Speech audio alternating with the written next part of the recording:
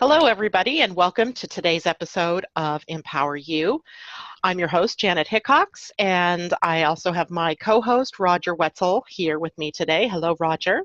Hi, Janet. How are you? I'm doing well, thank you, on this bright, sunshiny day in the northwest corner of Washington State. And with us today is our guest, Susan Powell. Hello, Susan. Hi, Janet. Hi, Roger. Hey, Susan. I just want to thank you so much for joining us today.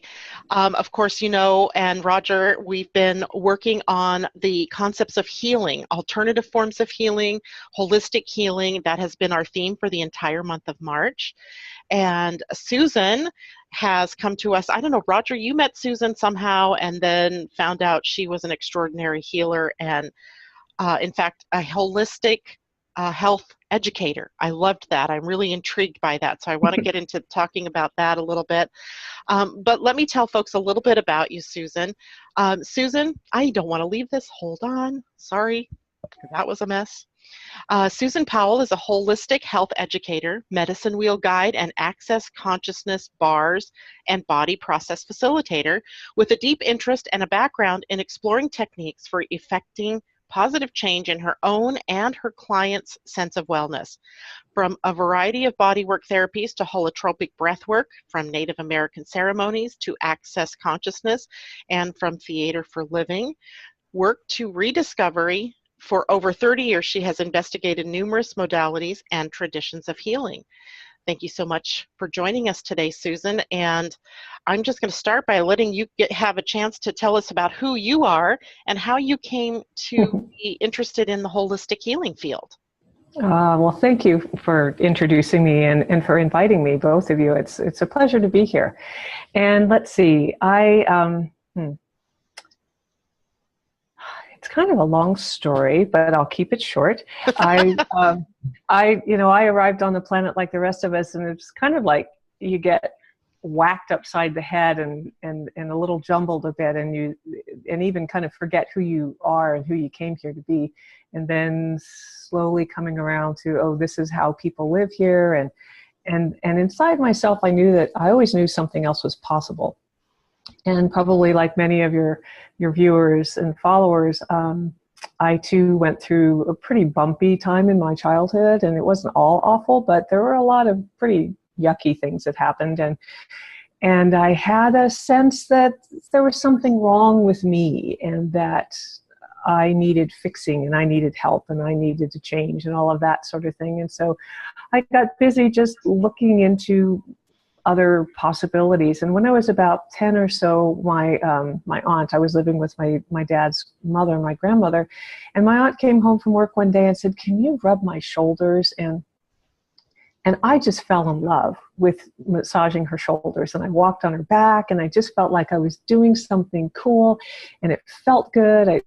My body loves to touch other bodies, and it loves to be touched. And so it was it was a safe place, after going through certain abuses and things, it was a safe place to experience touch. So that got me going, and I kept going on with that through my teenage years. And then my grandmother wanted me to become a Catholic so I could go to Catholic school, because she felt that was the best kind of education. So there I was. And the other thing about me, you can probably tell that I'm not all of European background. My mother was Oglala Lakota, and so I look and present very native, but I was being raised by the white side of my family in Virginia as a Southern white Roman Catholic. So it was kind of a strange place to be, but I just girded my loins and went forward as best I could. And so while there were some really lovely teachings within the church framework, there were a lot of things that inside my little being was going, I don't think so. I think somebody made a mistake here. So I was 14 years old, and my aunt and my grandmother used to have these kind of slightly intense conversations around. My grandmother was just so wanted us to be good Christians, and my aunt had already branched out on her own. She was 12 years older than me, and they made a bet or an agreement that my aunt would reread the Bible if my grandmother would read Autobiography of a Yogi. So That's a great one. Isn't that great? Yeah. So as soon as she was done with it, I read it. And it was the first book that I ever read way back then that I just thought, wow, this is more the energy of what I'm interested in. And he even talked about another way of looking at the teachings of Jesus that just felt so much more in alignment with me. So that, along with being so interested in anything that might be possible, so from astrology to tarot and macrobiotic eating and health foods things and all of that, I eventually made my way to looking into massage therapy school. And took me a while, but I found a place. It was called Heartwood College in Santa Cruz, and then later Garberville, California. And they had a training program. I've been there. I've been to Garberville. Oh my gosh. It's gorgeous. I stayed there. It's beautiful there. So idyllic. And yeah. And so the one of the heads of the school, Bruce Berger, his idea was to introduce us to all things holistic, to kind of give us a smorgasbord so that we could then decide, choose for ourselves what would be our main focus. And so we learned herbology and diet and nutrition and yoga and anatomy and physiology and polarity and massage. And we started every class with a song and ended every class with a song. And it just really fit with me and where I wanted to go. And so and then another thing that helped get me through, other things that helped get me through my early years was nature and going out to be with nature. I felt every day amongst people that it seemed like, and certainly back then, I don't know how it was for you guys growing up, but it seemed like adults were always looking to see what I had done wrong. Or in the South, they say what you're fixing to do. So I was fixing to get into trouble, or I'd already been into trouble, and it was just, but when I was in nature, I felt peaceful, and nature wasn't looking at my wrongness. Nature was just accepting me and reflecting beauty back to me. So I felt peaceful there. And I got into classical Russian ballet. And my interesting point of view is that ballet actually helped save my life and get me through my teenage years, because I was in a ballet company and I was in the ballet studio every day for hours and plus rehearsals. And so I couldn't get too involved in killing myself with drugs and alcohol. So, ballet was really great that way. And few ledges for you to jump off into. Oh my goodness. It's a different kind of, just jump into somebody's arms and be lifted into the sky. That was a different. Are you living in Northern California at this point in time, or were you still in Virginia? I was still in Virginia. Okay. Yeah. So I was in a ballet company when I was in high school. Nice.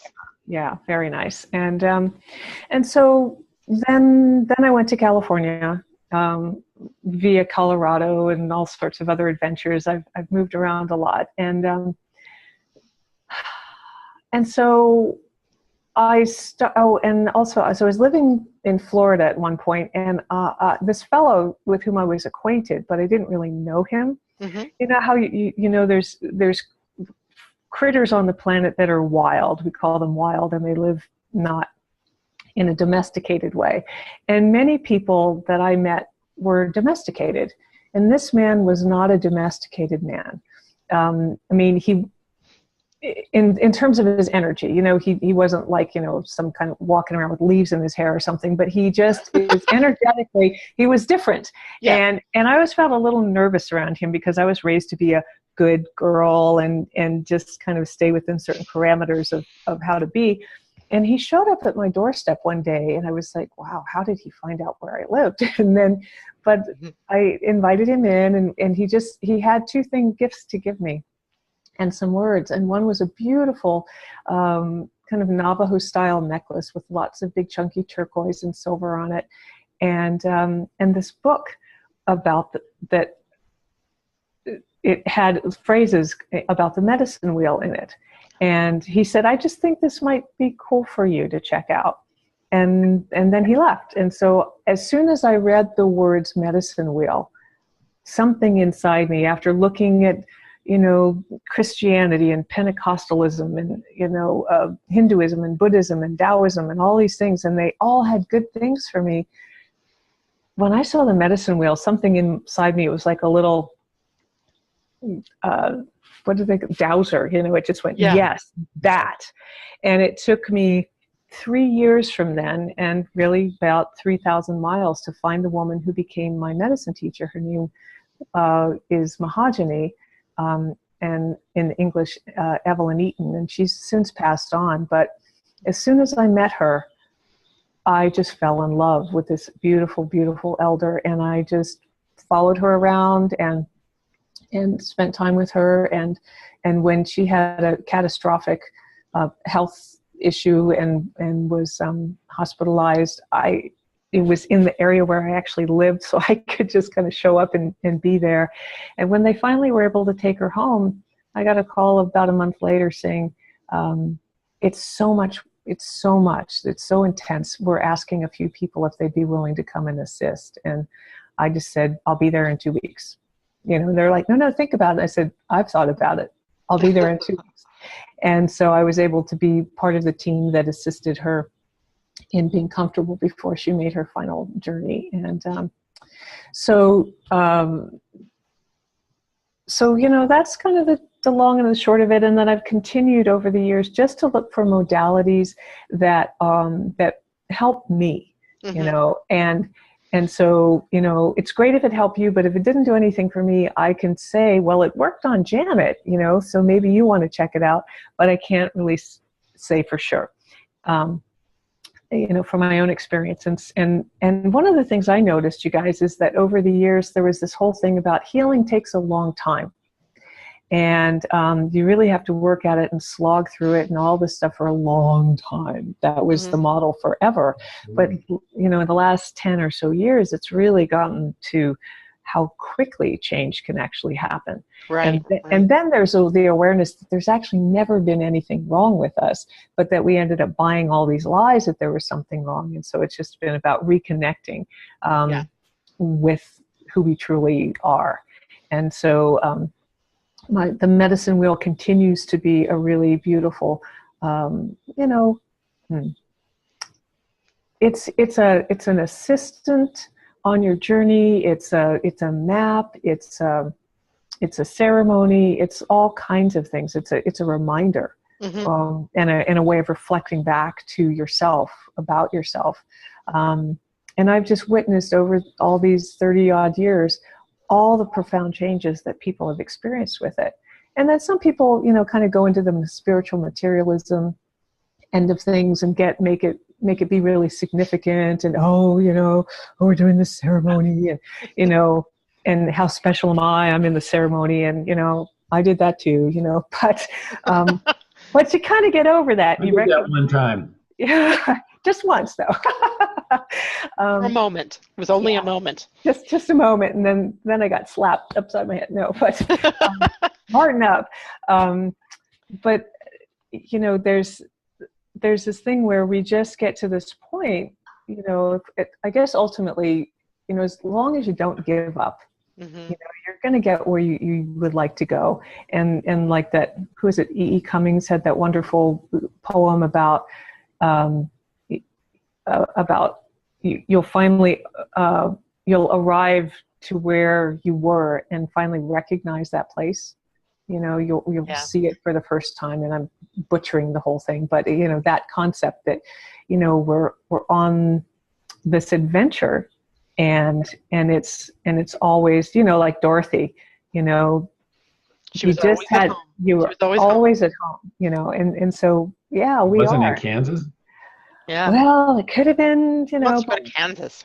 Wherever home is for you, and so and I guess that's just to wrap up is